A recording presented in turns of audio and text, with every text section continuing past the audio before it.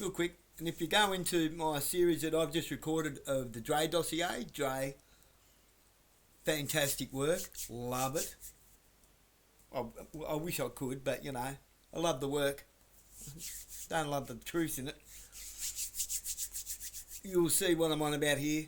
All of our biometrics, all of our bio data, everything about us is now uploaded into a cloud owned by Larry Ellison through Oracle. Oracle and Palantir. All of our digital biometrics, everything. Everything. Anytime you've appeared on a police body cam, anytime you've had your photo taken by police, now they have the laser scanner, a green laser scanner for your fingerprints. Come on, that's going to be scanning deeper than just your fingerprints.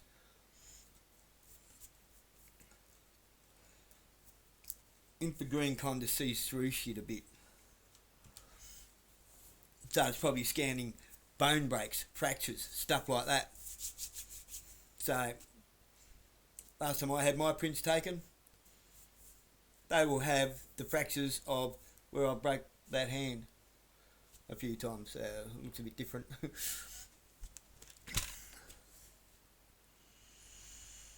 I didn't give them permission to take that. All your medical records now belong to Oracle.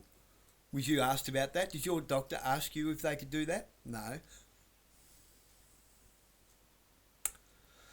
So next time you go to your doctor, ask them, say, I would like all of my stuff back from Oracle, please, and I would like it removed from Oracle.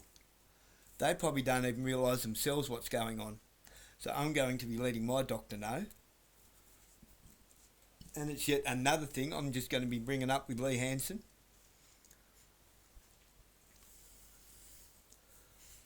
I'm going to be pushing for data and biological sovereignty. Not sovereign citizenship.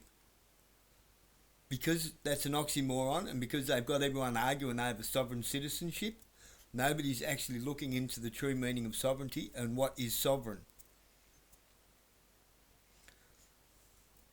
Your sovereignty is your own personal sovereignty.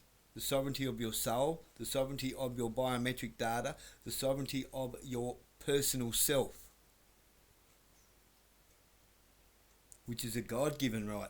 And this is why they've got rid of God out of everything. Now Christians are radicalised apparently. See where they're going with this? You're now a cow with a tag in your ear.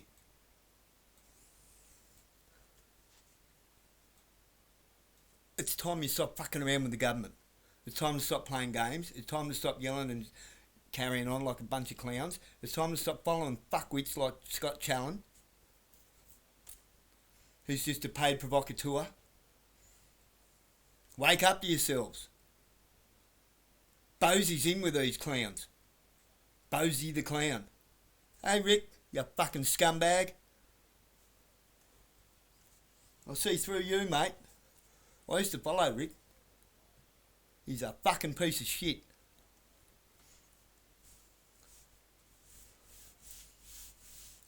And what'll they be like? Oh, come here and say that. So can you come here and say it? I'll fucking say it to your face, you piece of shit. Sorry about the F-bombs, but I'm real dirty. I'm really, really, really dirty on all the people that are giving money to scumbags like fucking Bosey, Leibold, Guru. The list goes on and on and on and on. Where's all the money from Epic Park gone? I've spoke to Malcolm Roberts' office. I've spoke to a couple of their offices. I've spoken to Pauline Hanson's office about Rick Bosey, and they just clam up. Oh yeah, we was ready to bring him on board, but you know,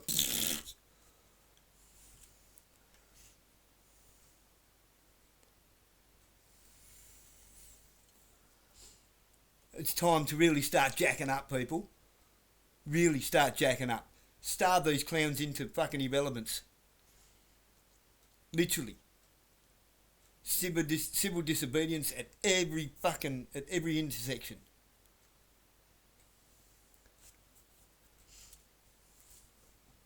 Lawful rebellion. Lawful rebellion means you do not retaliate, you do not protagonate, you don't poke the bear. Lawful rebellion means you make them be the arsehole. Police now. Come and get me. They don't like provocateurs that aren't afraid of them. I don't give a shit. I've got kids to care about. I care about your kids. I care about everyone, even the people I don't like. Why? Because everyone's been bad at some point in their life and everybody deserves a chance to turn it around. Everyone. Even the people that I've just mentioned. I don't judge people, I judge their actions. But if they want to go on being a fucking scumbag, then I'll just keep calling them a fucking scumbag.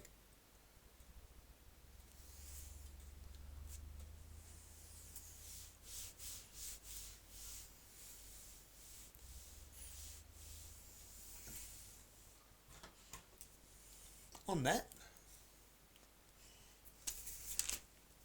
what do we have here?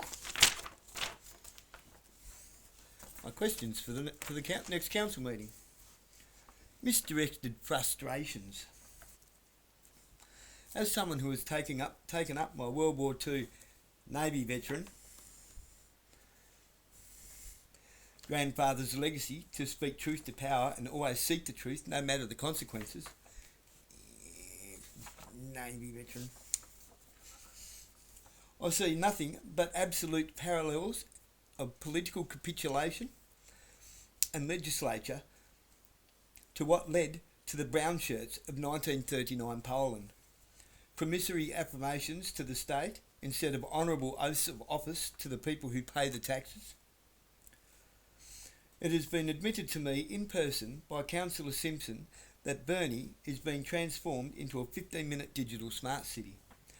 Our tax rate rent payers funded public services have been all privatised, and we have police harassing the good people of this town, trespassing on our unalienable rights to go about our life and travel unhindered and unmolested without due process of reasonable grounds of suspicion. For example, metal detecting fairy wands, so I call them fairy wands, based on the atrocities of Victoria that the government invited into this country, which is bound to damage the Burnie retail sector. In other words, people don't want to be getting around being harassed by cops with their little fairy wands all the time. They're just going about their daily business. Leave them alone. We have a revolving door of plea deals between prosecutors and solicitors, obfuscating authority and perverting the course of justice. The state is becoming completely digitised, tracked and traced into a digital version of the Berlin Wall. Since nobody has any avenue of recourse, and we've been over this many times before, which I have with the council, and with the Commissioner, and with the Minister for Police, and it's a never-ending roundabout, which it is, who do we direct our frustrations to? Because we're just getting the buck around. I've even been to the Attorney General. Still waiting to hear back. Marinus Link. I've been doing some digging on Australian minerals, reserves, resources and deposits. How many people are aware of Australia holding 31% of the world's uranium deposits? A lot of which are in Victoria, with the next country in line at around 7%. Marinus Link is going between Tasmania and Victoria. It's a link for our energy that we produce, our hydroelectric energy that we produce, apparently to go to Victoria. How many people are aware that the Marinus Link will be passing directly over one of Australia's largest petroleum basins? So we're going to pay to tap that oil, that petroleum basin, I guess. When the basin is tapped using Tasmanian energy, will Tasmanians receive royalties in the form of cheaper energy or quarterly remunerations? Cui bono, who benefits?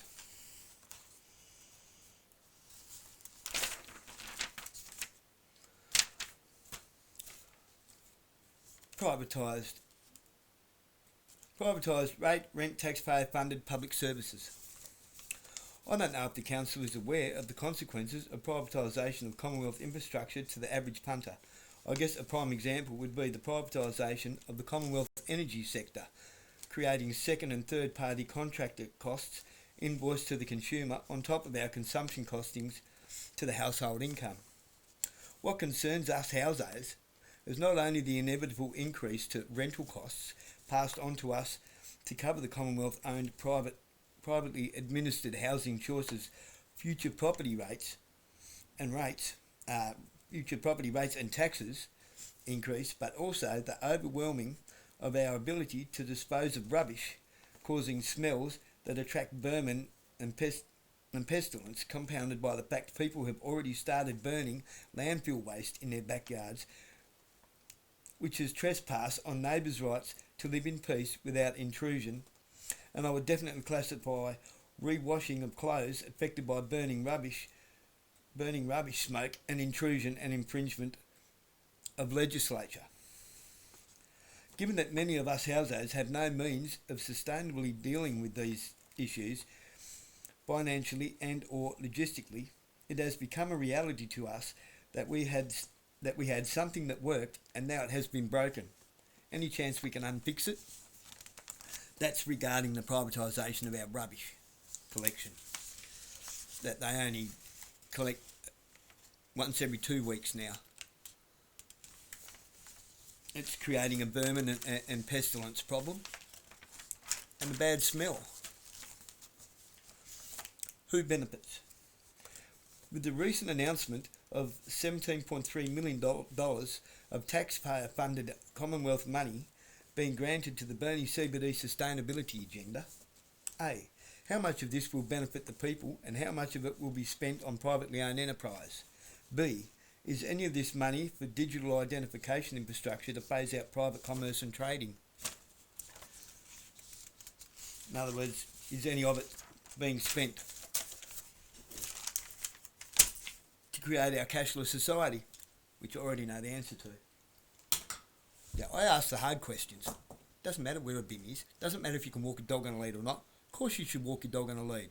Stop asking stupid questions, and council, stop pretending that people are even asking these questions. Some of us aren't idiots.